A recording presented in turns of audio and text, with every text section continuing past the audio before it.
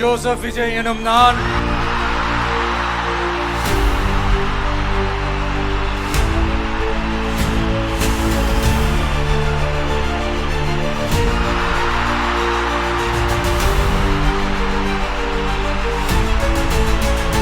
This is a new beginning,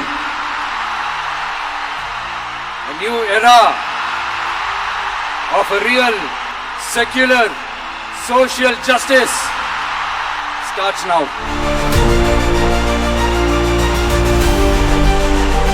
Periyar Maniammai Institute of Science and Technology, Thanjavur. We are the future.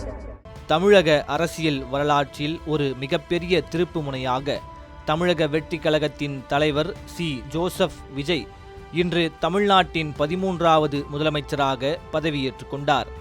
Chennai Nehru உள்விளையாட்டு அரங்கில் நடைபெற்ற இந்த பிரம்மாண்ட விழாவில் ஆளுநர் ஆர்.வி. அர்லேக்கர் விஜய்க்கு பதவி பிரமாணமும் இரகசிய காப்பு பிரமாணமும் செய்து வைத்தார். சி. ஜோசப் விஜய் எனும் நான்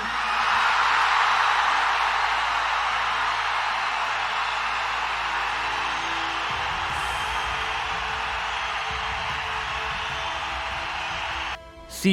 ஜோசப் விஜய் எனும் நான் என தனது அரசியல் பயணத்தின் வரலாற்று சிறப்புமிக்க உறுதிமொழியை விஜய் ஏற்றபோது அரங்கில் திரண்டிருந்த பல்லாயிரக்கணக்கான தொண்டர்கள் மற்றும் பொதுமக்களின் உணர்ச்சிமயமான முழக்கங்கள் விண்ணை பிளந்தன. சி. ஜோசப் விஜய் எனும் நான்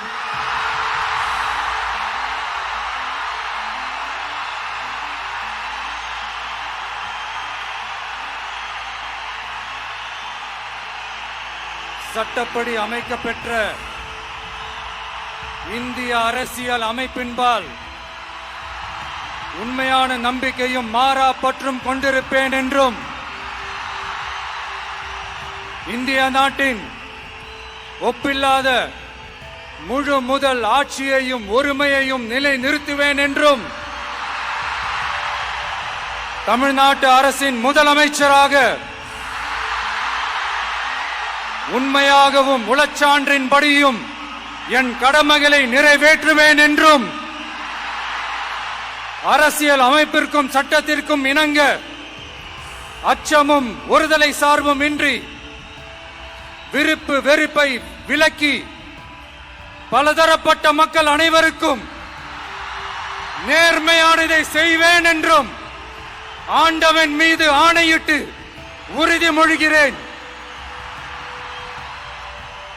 முதலமைச்சராக விஜய் பதவியேற்றதைத் தொடர்ந்து அவரது அமைச்சரவையில் இடம்பெற்றுள்ள 9 முக்கிய அமைச்சர்களுக்கும் ஆளுநர் பதவி பிரமாணம் செய்து வைத்தார். என். ஆனந்த், ஆதவ் அர்ஜுனா, அருண்ராஜ், செங்கோட்டையன், வெங்கடரமணன், நிர்மல்குமார், ராஜ்மோகன், டி.கே. பிரபு மற்றும் கீர்த்தனா ஆகியோர் புதிய அமைச்சர்களாக அதிகாரப்பூர்வமாக பொறுப்பேற்றுக் கொண்டனர். இந்த அமைச்சரவை பட்டியல் இளமை, அனுபவம் மற்றும் சமூக பிரதிநிதித்துவம் என பல்வேறு கோணங்களில் சீரான முறையில் அமைக்கப்பட்டுள்ளது. குறிப்பாக அமைச்சரவையில் கீர்த்தனா இடம்பெற்றிருப்பது பெண்களுக்கு முக்கியத்துவம் அளிக்கும் தாவேகாவின் நிலைப்பாட்டை உறுதிப்படுத்தியுள்ளது. தனது உறுதிமொழியில் நேர்மையான ஆட்சியை தருவேன் என ஆண்டவன் மீது ஆணையிட்டு உறுதி கூறுகிறேன் என்று விஜய் அழுத்திச் சொன்னது அரசியல் வட்டாரத்தில் மிகப்பெரிய நம்பிக்கையை ஏற்படுத்தியுள்ளது. பதவியேற்பு முடிந்த கையோடு கோட்டைக்கு செல்லும் வரை கூட காத்திருக்காமல் மக்கள் முன்னிலையிலேயே மேடையில் தனது முதல் கையெழுத்தை பதித்தார் முதலமைச்சர் ஜோசப் விஜய். தமிழகத்தின் அனைத்து இல்லங்களுக்கும் 200 யூனிட் மின்சாரம் இலவசம் என்ற இந்த முதல் அறிவிப்பு விஜயின் செயல் வேகத்தை மக்களுக்கு பறைசாற்றியுள்ளது.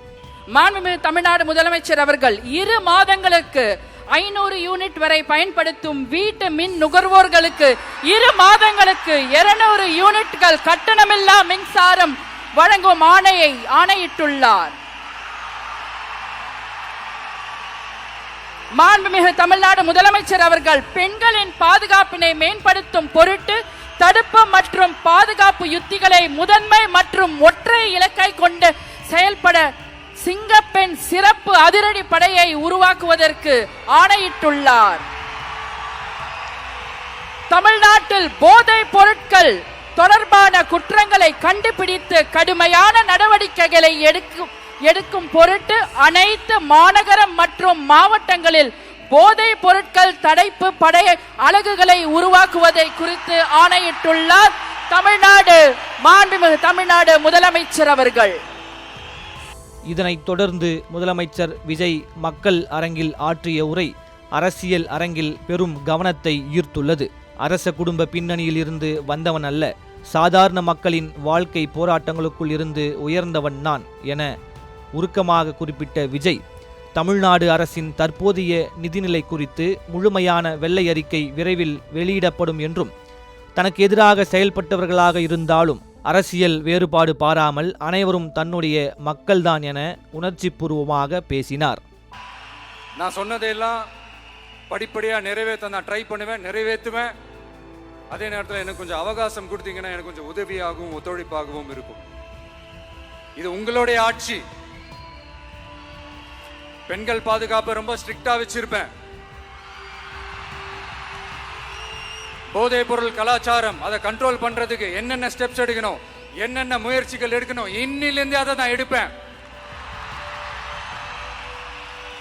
நம்ம பசங்களை அதுல இருந்து காப்பாற்ற வேண்டியது நம்ம அரசனுடைய பொறுப்பு. அதே மாதிரி சட்டம் ஒழுங்கு எல்லாருக்குமான பாதுகாப்பை நான் உறுதிப்படுத்துவேன். என்ன அவமானப்படுத்துறவங்களாகவே இருந்தாலும், என்ன கஷ்டப்படுத்தினவங்களாகவே இருந்தாலும் அவங்களும் என் மக்கள் தானே. நண்பர்களாக இருந்தாலும் எதிரிகளாக இருந்தாலும் 8 கோடி மக்களும் என் மக்கள் தானே. நான் முன்னாடியே சொன்ன மாதிரி மக்கள் பணத்துல இருந்து ஒரு பைசா கூட நான் தொட மாட்டேன். எனக்கு அது அவசியமும் இல்லை. அது உங்களுக்கு நல்லாவே தெரியும். இந்த விஜய் தப்பு பண்ண மாட்டான், தப்பு பண்ணவும் விட மாட்டான். அது யாராக இருந்தாலும் சரி, என்னோட கவர்மெண்ட்ல என் கூடவே இருக்கிறவங்களாகவும் சரி விட மாட்டான். சப்போஸ் யாருக்காவது அப்படி ஒரு எண்ணம் மனசுல இருந்துச்சுன்னா, நம்ம ஜெயிச்சிட்டோம், ஒரு ஆட்டம் ஆடி பார்க்கலாம் அப்படின்ற எண்ணம் யாருக்காவது இருந்துச்சுன்னா இப்பவே இந்த நிமிஷமே அதை எரேஸ் பண்ணிருங்க.